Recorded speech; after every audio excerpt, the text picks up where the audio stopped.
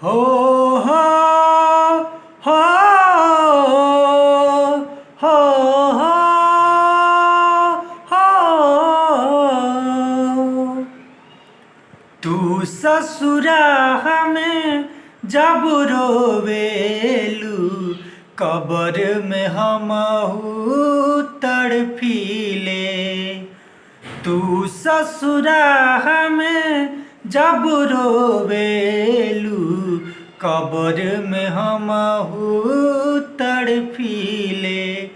फिकर न करिहा बन के धड़कन दिल में तोहरे धड़कीले।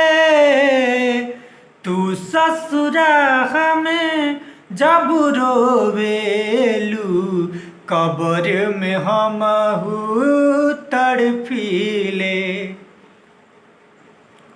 जियत जिनगिया मिलन भइल ना प्रीत हमार अधूरा बा। हो हो हो आ आ जुल्मी जमाना के आगे कौनो साथ न पूरा बा।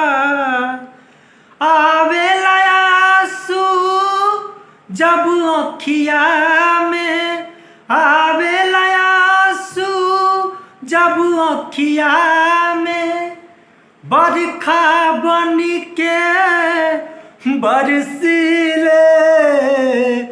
तू ससुरा में जब रोवेलू खबर में हमहू तड़पीले। तू ससुरा में जब रोवेलू खबर में हमहू तड़पीले। फिकर न करिहा बन के धड़कन दिल में तोहरे धड़कीले। तू ससुरा में जब रोवेलू कब्र में हमहू तड़फीले। नमस्ते प्रणाम, हम हैं आप सबके भाई, आप सबके बेटा, आप सबके दोस्त अरुण सिंह आर्या। कैसा लागल है सॉन्ग आप सब कमेंट करके ज़रूर बताएब जा।